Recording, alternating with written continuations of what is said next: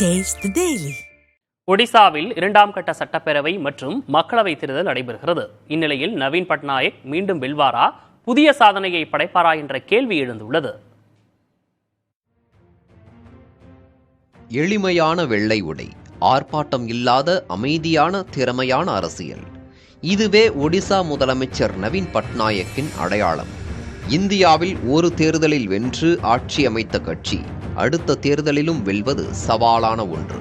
3வது முறை வெல்வது மிக மிக கடினம்.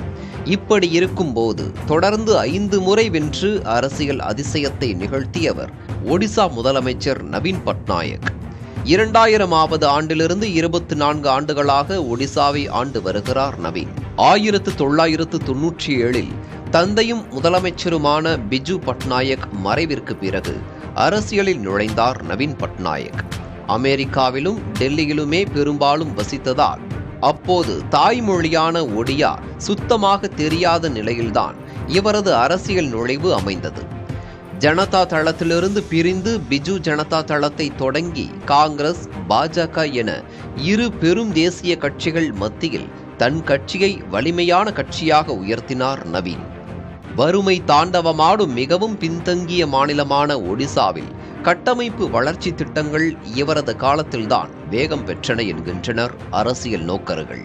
புயல்கள் தாக்கும் போது பல ஆயிரம் மக்களை பறிகொடுப்பது ஒடிசாவில் வழக்கமான ஒன்றாகவே இருந்தது.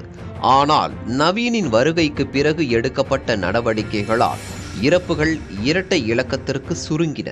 புயல் தாக்கும் முன் 24 மணி நேரத்தில் 12 லட்சம் மக்களை இடம் மாற்றி அசம்பாவிதங்களை தடுத்தது நவீனின் சாதனைகளில் ஒன்றாக கூறப்படுகிறது. 60க்கும் மேற்பட்ட வளர்ச்சி திட்டங்கள் மூலம் பெண்கள், பழங்குடிகள், முதியவர்கள், சிறுபான்மையினர், இளைஞர்கள், விவசாயிகள் என அனைத்து தரப்பு மக்களின் முன்னேற்றத்திற்கும் காரணமாக அமைந்ததே நவீன் பட்நாயக்கின் வெற்றிக்கான ரகசியம் என்கின்றனர் அரசியல் விமர்சகர்கள். இந்தியாவில் நீண்ட காலம் ஆட்சி புரிந்த முதலமைச்சர்கள் பட்டியலில் சிக்கிமின் பவன்குமார் சாம்லிங்கிற்கு அடுத்த இடத்தில் உள்ளார் நவீன் பட்நாயக். இந்த முறை வெற்றி பெற்றால் இந்தியாவில் நீண்ட காலம் ஆட்சி புரிந்த முதலமைச்சர் என்ற பெருமையை பெறுவார் நவீன்.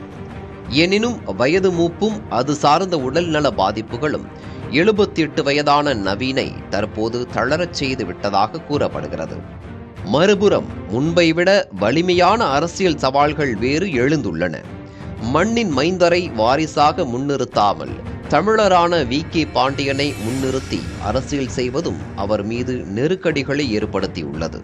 இப்படிப்பட்ட சூழலில் ஒடிசாவில் 6வது முறையாக வென்று மீண்டும் அதிசயத்தை நிகழ்த்துவாரா நவீன் என்ற கேள்வி எழுந்துள்ளது. புதிய தலைமுறைக்காக சேஷகிரி.